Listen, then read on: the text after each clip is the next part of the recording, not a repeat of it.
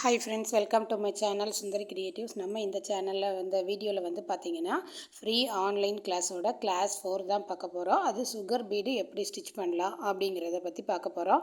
இது ரொம்ப ரொம்ப யூஸ்ஃபுல்லாக இருக்கும் பிகினருக்கு. ரொம்ப சின்ன சின்ன டிப்ஸும் நான் இதில் ஷேர் பண்ணியிருக்கேன். அதனால் நீங்கள் ஸ்கிப் பண்ணாமல் பாருங்கள். புதுசாக பார்க்குற ஃப்ரெண்ட்ஸ் சேனலை சப்ஸ்கிரைப் பண்ணிவிட்டு பெல் பட்டனை கிளிக் பண்ணி வச்சுக்கோங்க. அப்போ தான் நான் போடுற வீடியோஸ் உங்களுக்கு நோட்டிஃபிகேஷனில் வரும்.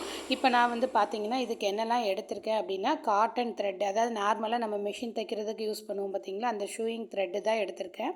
அப்புறம் பார்த்தீங்கன்னா நீடில் எடுத்திருக்கேன். நீடில் பார்த்தீங்கன்னா நான் 3 விதமான நீடில் உங்களுக்கு காட்டுறேன். உங்களுக்கு எது இருக்குதோ அதை வச்சு ஸ்டிச் பண்ணுங்கள். அப்புறம் பார்த்தீங்கன்னா எது 3ஐயும் ஸ்டிச் பண்ணி பாருங்கள். எது உங்களுக்கு ஈஸியாக வருதோ அதை ட்ரை பண்ணுங்கள். ஃபஸ்ட்டு நான் காட்டியிருக்கிறது உட்டன் நீடிலு. செகண்ட் ஒன் காட்டியிருக்கிறது ஜர்தோசி பீடுக்கு யூஸ் பண்ணுற அயன் நீடிலு. தேர்ட் ஒன் பார்த்தீங்கன்னா டியூலிப் பிராண்டில் நம்பர் 24 பீட்ஸுக்கு யூஸ் பண்ணுற நீடிலு. இந்த 3 நீடிலுமே நம்ம சுகர் பீட்ஸுக்கு நம்ம யூஸ் பண்ணலாம். இன்னொன்று காமிக்கிறேன் பாருங்கள், அயன் நீடில். அதுலேயும் நம்ம யூஸ் பண்ணலாம். நான் 2 அயன் நீடில் வச்சுருக்கேன். ஒரு உட்டன் நீடில், ஒரு டியூலிப் நீடில் காமிச்சிருக்கேன் உங்களுக்கு எது வசதியாக இருக்கோ ஸ்டிச் பண்ணுறதுக்கு அதை யூஸ் பண்ணுங்கள். என்னையே கேட்டால் எனக்கு நான் உட்டன் நீடில் வச்சு யூஸ் பண்ணிக்குவேன். அயன் நீடிலுமே நல்ல நீட்டாக தான் இருக்கும். உட்டன் நீடில் பார்த்திங்கன்னா நமக்கு அழகாக பெண்ட் பண்ணி கொடுக்குற மாதிரி ஒரு ஃபீல் ஆகும். அதனால் நான் அதையே தான் யூஸ் பண்ணுறேன். அயன் நீடிலுமே நீங்கள் யூஸ் பண்ணலாம், நிறைய லோட் பண்ணுறதுக்கு யூஸ்ஃபுல்லாக இருக்கும். இப்போ பார்த்திங்கன்னா நான் ஏ ஸ்டாருங்கிற சுகர் பீடு தான் நான் யூஸ் பண்ணுறேன். அது நமக்கு கலர் மாறாமல் பிளாக் ஆகாமல் நல்லா நீட்டாக இருக்கும். நான் இந்த பேக்கெட்டில் காமிக்கிறது பார்த்திங்கன்னா நான் படிக்கும்போது வாங்கினது. அது பார்த்திங்கன்னா இன்ன வரைக்கும் ஆச்சு. நல்ல, அதாவது ஒரு கிட்டத்தட்ட 3-4 வருஷத்துக்கு மேலே ஆச்சு. அது இன்னும் கருக்காமல் இருக்குது. நான் ஒரு 1/4 கிலோ பாக்கெட் வாங்கினால எனக்கு யூஸ் ஆகுது. நீங்கள் அதை எப்படி இந்த மாதிரி ஒரு பாக்ஸில் போட்டு வச்சிங்கன்னா நல்லாயிருக்கும். நான் கவர்லேயே ரப்பர் பேண்ட் போட்டு வச்சுருந்தேன். அப்படின்னு எனக்கு கருக்கெல்லாம் நீட்டாக தான் இருக்குது. ப்ளவுஸுக்கும் நான் அடிக்கடி ஒர்க் பண்ணுவேன். அது ஒன்றும் ஆகலை, நல்லா தான் இருக்குது. இது பிராண்ட் ஏ ஸ்டார் பிராண்டு. இது நல்ல ஒர்த்தாக தான் இருக்குது, கருத்தெல்லாம் போகலை. நீங்கள் வாங்கி இதை யூஸ் பண்ணிக்கோங்க. இப்போ பார்த்தீங்கன்னா நான் நிறைய டிப்ஸ் சொல்கிறேன்னு சொல்லியிருந்தேன்ல, அது ஃபஸ்ட்டு டிப்பு நம்ம இப்போ பார்க்க போகிறோம். இப்போ இந்த சுகர் பீட்ஸ் இருக்குல்ல, இது அப்படியே நம்ம பேக்கெட்டோடு எடுத்து நம்ம யூஸ் பண்ண முடியாது. யூஸ் பண்ணலாம், ஆனால் ரொம்ப டிஃபிகல்ட்டாக இருக்கும் நம்ம லோட் பண்ணுறதுக்கு வைக்கிறதுக்கு. அதுக்காக நான் ஒரு சின்ன டிப்ஸ் உங்களுக்கு ஷேர் பண்ணுறேன். இந்த மாதிரி சின்ன பாக்ஸில், பிளாஸ்டிக் பாக்ஸ் எடுத்துக்கோங்க. அந்த பாக்ஸில் கொஞ்சமாக நீங்கள் அந்த சுகர் பீட்ஸை கொட்டி வச்சுக்கோங்க. கொட்டி வச்சுட்டு நம்ம எப்படி லோட் பண்ணங்கிறத டிப்ஸு தான் இப்போ உங்களுக்கு சொல்லிக் கொடுக்க போகிறேன். நம்ம சேனலில் ஆல்ரெடி நான் கொஞ்சம் வீடியோஸ் போட்டிருக்கேன். இப்போ நான் புதுசாக தான் ஃப்ரீ கிளாஸ் எடுக்கிறதுனால புதுசாகவே வீடியோ எடுத்து உங்களுக்கு நான் அப்லோட் பண்ணுறேன். சில வீடியோஸ் நான் சுகர் பீட்ஸ் வீடியோஸ்லாம் பாருங்கள், என்னோடய சேனலில் ஆல்ரெடி இருக்குது. உங்களுக்கு புதுசாகவும் நான் இது போட்டிருக்கேன். நீங்கள் தெரியலன்னாலும் அங்கேயும் ரெஃபர் பண்ணிக்கலாம். ஆல்ரெடி நான் போட்டிருக்கேன் உங்களுக்கு, அதுக்கு தான் இன்ஃபார்ம் பண்ணுறேன். இப்போ பார்த்தீங்கன்னா சுகர் பீட்ஸு தான் நம்ம எடுத்தாச்சு. இதுக்கு நார்மல் காட்டன் த்ரெட் எடுக்கணும். காட்டன் த்ரெட்டை ஒரு சிங்கிள் ஸ்டாண்ட்ஸாக தான், ஜரி மாதிரி தான் நம்ம இதையும் யூஸ் பண்ணணும். இப்போ இதை எப்படி லோட் பண்ணணுங்கிறத உங்களுக்கு நான் சொல்லி கொடுக்குறேன். இந்த மாதிரி பாக்ஸில் கொட்டி வச்சுக்கோங்க. சுகர் பீடை கொட்டி வச்சுட்டு எந்த நீடில் யூஸ் பண்ணாலும் ஓகே. அந்த நீடிலோட டிப்பு இருக்கும் பார்த்தீங்களா, அதில் ஹூக் இருக்குமில்ல, அந்த ஹூக்கை நீங்கள் மேல் பக்கமாக திருப்பி வச்சுட்டு ஜஸ்ட்டு இப்படி ஒரு குலுக்கிற மாதிரி பண்ணுவோம்ல, அந்த மாதிரி நீங்கள் பண்ணாலே நமக்கு எல்லா பீடும் அதில் லோட் ஆயிரும். பாருங்கள், ரொம்ப ரொம்ப சிம்பிள். ஒவ்வொரு பீடாக நீங்கள் எடுத்து ஸ்டிச் பண்ணுறதுக்கு நமக்கு டைம் ரொம்ப வேஸ்ட் ஆகும். இந்த மாதிரி நீங்கள் லோட் பண்ணிங்கன்னா உங்களுக்கு அது ரொம்ப யூஸ்ஃபுல்லாக இருக்கும். ஃபஸ்ட்டு ஸ்டார்டிங்கில் இது வராது.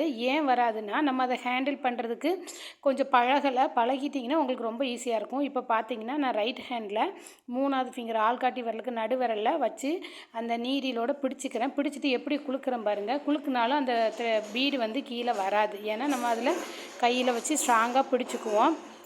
இந்த மாதிரி தான் நம்ம சுகர் பீடை லோட் பண்ணிவிட்டு ஹோல்டு பண்ணிக்கணும் நம்ம ஃபிங்கர் வச்சு. அப்புறம் 2 நீங்கள் அந்த விரலை எடுக்கும்போது உங்களுக்கு ஆட்டோமேட்டிக்காக 2 விழும். எக்ஸஸாக விழுந்தாலும் பிரச்சனை இல்லை. முதல்ல பழகும்போது அப்படி தான் இருக்கும். அந்த டெக்னிக் உங்களுக்கு புரிஞ்சிருச்சுன்னா நீங்களுமே ஈஸியாக செமையாக பண்ணிடலாம். ஃபஸ்ட்டு பாருங்கள், நான் அந்த 3வது விரலை பிடிச்சிருக்கேன்னா, இப்போ அந்த 3வது விரலை லைட்டாக லூஸ் விடுறேன். லூஸ் விடும்போது 2 பீடு அப்படி வரும். அதை நெக்ஸ்ட்டு விரலோட வச்சு நீங்கள் என்ன பண்ணணும்னா ஸ்டிச் பண்ணணும். ஸ்டிச் பண்ணும்போது ஸ்டிச் பண்ணும்போது பார்த்தீங்கன்னா, நீங்கள் ஃபஸ்ட்டு செயினை கீழேருந்து மேலே எடுத்து பெருசாகவே லைனை எடுத்துக்கோங்க. எடுத்துட்டு அப்புறம் பார்த்தீங்கன்னா, நம்ம வந்து கீழே உள்ள த்ரெட்டை நீங்கள் பிடிச்சு இழுத்தீங்கன்னா, சுகர் பீடுக்கு பக்கத்திலே வந்துரும். அதனால உங்களுக்கு வந்து ப்ராப்ளம் இல்ல. கொஞ்சம் முதல்ல போடும்போது கொஞ்சம் கேப்பு விட்டு போட்டு பாருங்க. அப்புறம் நெருக்கமா நம்ம போட்டு பழகிக்கலாம். பாருங்க, ஃபஸ்ட்டு நான் நீடில விடும்போது எக்ஸஸாக நம்ம 1, 2 கீழே விழுந்துச்சுன்னா நீங்கள் விட்டுருங்க. அதை விட்டுட்டு அது நம்ம போட போட நமக்கு வந்துரும். அதனால் ட்ரை பண்ணி பாருங்கள். முதல்ல அந்த ஹேண்டில் பண்ணுற டெக்னிக் நமக்கு தெரிஞ்சிச்சுன்னா ஈஸியாக வந்துடும். இப்போ பார்த்தீங்கன்னா, கீழேருந்து த்ரெட்டை நம்ம எடுக்கிறோம். இது சூயிங் த்ரெட்டுனால உங்களுக்கு வந்து பார்த்தீங்கன்னா கொஞ்சம் கஷ்டமாக இருக்க மாதிரி ஃபீல் ஆகும். ஆனால் வந்து இதில் போட்டிங்கன்னா உங்களுக்கு நல்லா ஸ்ட்ராங்காகவே இருக்கும். ப்ளவுஸ் ஒர்க்குக்குமே நம்ம இந்த நார்மல் தையல் மிஷின் நூலையே நம்ம யூஸ் பண்ணிக்கலாம். பாருங்கள், கீழே நீடியில் பஞ்ச் பண்ணிவிட்டு மேலே எடுக்கும்போது லாங்காகவே நீங்கள் செயினை எடுத்துக்கோங்க. அது ஒன்றும் ப்ராப்ளம் இல்லை. லாங்காக எடுத்துட்டு அதுக்கப்புறம் கீழே உள்ள த்ரெட்டை லேசாக நீங்கள் பிடிச்சி இழுத்தீங்கன்னா அது எந்த இடத்துல சுகர் பீட் இருக்கோ அதுக்கு பக்கத்துலேயே நம்ம த்ரெட்டு கொண்டு வந்து விட்டுரும். அதனால் நீங்கள் வந்து கொஞ்சம் லாங்காக போட்டு போட்டு பாருங்கள். ஒரு 2 லைன் போட்டு பார்த்துட்டு அதுக்கப்புறம் பக்கத்தில் போட்டு பழகுங்க. நெக்ஸ்ட்டு பாருங்கள், கீழே நீடியில் விட்டுட்டு ஒரு சுற்றிங்க. எப்போதும் நம்ம பண்ணுற செயின் ஸ்டிச் பேசிக் தான். அதுதான் நான் சொன்னேன். நம்ம செயின் ஸ்டிச் மட்டும் நல்லா பழகிட்டோம்னா நமக்கு வந்து எல்லா ஸ்டிச்சுமே ஈஸியாக நம்ம போட்டுடலாம். அது ஒன்றும் கஷ்டமே கிடையாது. ஆனால் என்ன ஆரி ஒர்க் பண்ணும்போது கொஞ்சம் நமக்கு கை ஸ்ட்ரெயின் ஆகுற மாதிரி இருக்கும். பழகிட்டிங்கன்னா அதுவுமே உங்களுக்கு பிரச்சனை இருக்காது. ஈஸியாக போட்டுருவீங்க. அதனால் போட்டு போட்டு பாருங்கள். நம்ம போட்டுகிட்டே இருந்தால் தான் நமக்கு அந்த ஆரி ஒர்க் வந்து நல்லா வரும்.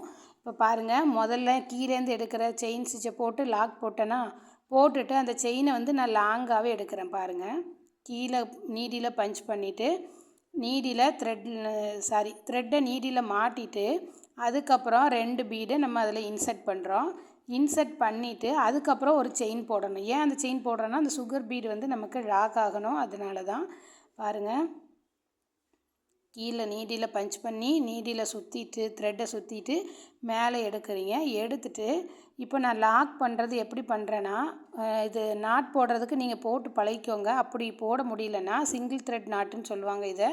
கீழேருந்து ஒரு செயினை எடுத்து அதை நம்ம லாஸ்ட்டாக போட்ட சுகர் பீடுக்கு பின்பக்கமாக விட்டுட்டிங்கன்னா அது லாக் ஆகிரும். இதுவுமே ஸ்ட்ராங்காக தான் இருக்கும். ட்ரை பண்ணி பாருங்கள்.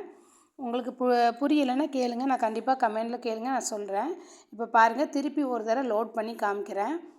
சுகர் பீடு வந்து ரொம்ப ஈஸியாக லோட் பண்ணிடலாம். நீங்கள் ஃபஸ்ட்டு ட்ரை பண்ணுறீங்கன்னா ஒரு 10 பீடு மட்டும் லோட் பண்ணிவிட்டு அதை 2 பிடிச்சி நீங்கள் ஸ்டிச் பண்ணிவிட்டு அதுக்கப்புறம் வந்து நீங்கள் நிறைய லோட் பண்ணுங்கள். ஏன்னா நிறைய லோட் பண்ணும்போது நமக்கு கைக்கு பேலன்ஸ் கிடைக்காது. புதுசாக பழகும்போது அந்த பேலன்ஸ் வந்துச்சுன்னா நம்ம ஈஸியாக நம்ம வந்து பண்ணிக்கலாம். பாருங்கள், நான் ஓரளவுக்கு ஃபுல்லாகவே லோட் பண்ணி காட்டுறேன் உங்களுக்கு எப்படின்ட்டு. லேசாக குலுக்குனிங்கன்னா போதும். அந்த நீடியில் ஊக்கு இருக்குல்ல அந்த சைடு, அந்த ஸ்டிச் பண்ணுற சைடு, அதை நீங்கள் மேல் பக்கமாக வச்சுட்டு நீங்கள் ஸ்டிச் பண்ணால் போதும். இப்போ ரைட் ஹேண்டில் 3வது ஃபிங்கர் சென்டர் ஃபிங்கரை எடுத்து நான் வந்து எப்படி கரெக்டாக பிடிச்சிக்கிறேன் பாருங்கள்.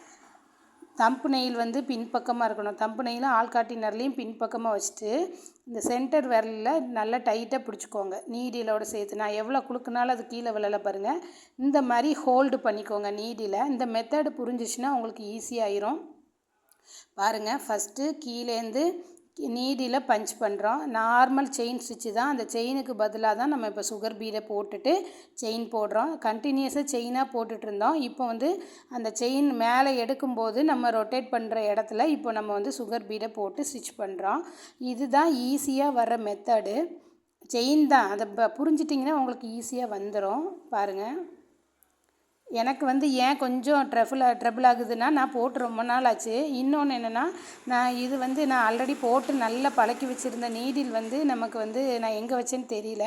இது நான் புதுசாக யூஸ் பண்ணுற உட்டன் நீடிலு. அதனால் நம்ம புதுசாக பழகும்போது கொஞ்சம் அது நம்ம கை வாக்குக்கு வரந்தாண்டியும் நமக்கு கொஞ்சம் டிஃப்ரெண்ட்டாக தெரியும். ஒரு 4-5 தடவை போட்டுட்டிங்கன்னா நமக்கு அது ஃப்ரீயாக வந்துடும்.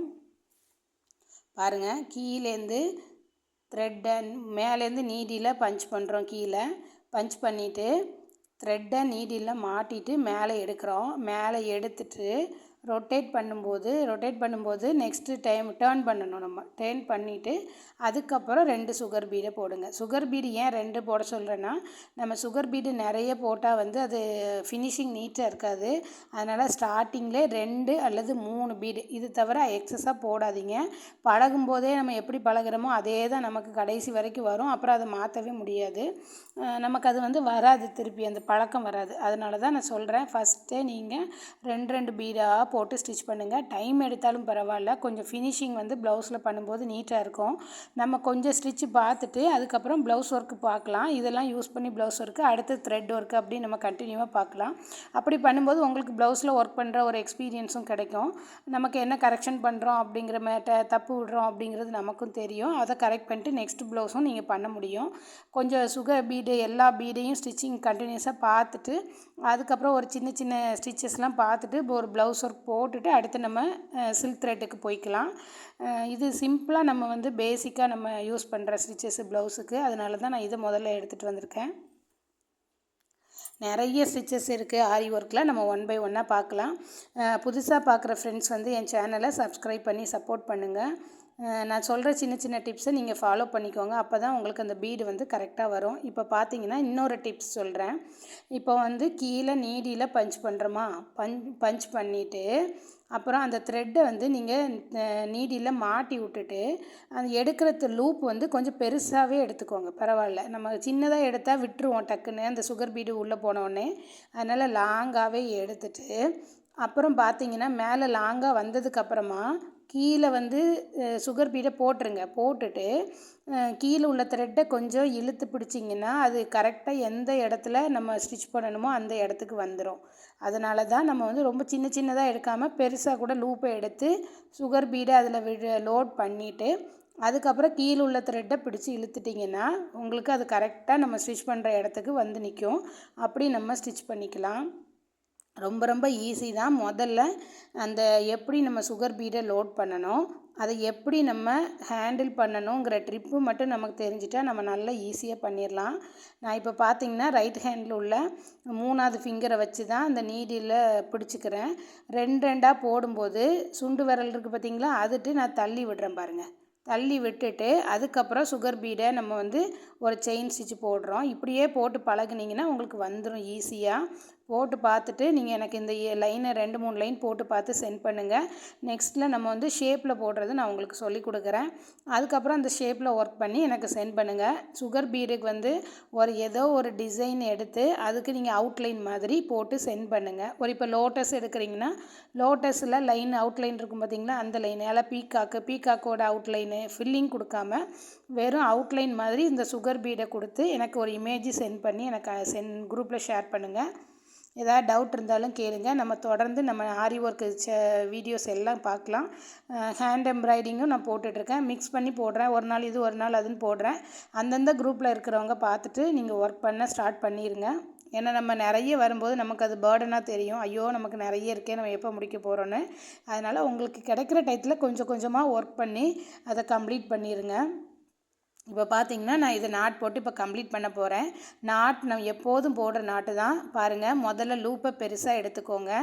எடுத்துட்டு அதை வந்து இந்த நடுவிரலில் பிடிச்சிக்கோங்க. பிடிச்சிட்டு அதுக்கு சென்டர்லேருந்து ஒரு லூப் எடுத்தம்போது ஃபஸ்ட்டு லூப் வந்து சின்னதாகும். அந்த செகண்ட் லூப் வழியாக ஃபஸ்ட் லூப்பை பிடிச்சிக்கிட்டு நீங்கள் கீழே உள்ள த்ரெட்டை பிடிச்சி இழுத்திங்கன்னா நாட் கரெக்டாக விழுந்துடும். பாருங்கள், எவ்வளோ டைட்டாக கீழே பிடிச்சி இழுத்தாலும் நமக்கு வந்து உருவி வராது. எக்ஸஸாக த்ரெட் இருந்துச்சுன்னா அதை கீழே நீடியில் விட்டு கீழே பிடிச்சி இழுத்துடுங்க. அவ்வளோதான். போட்டு பாருங்கள். ஏதாவது டவுட் இருந்தால் கேளுங்கள். தேங்க்யூ.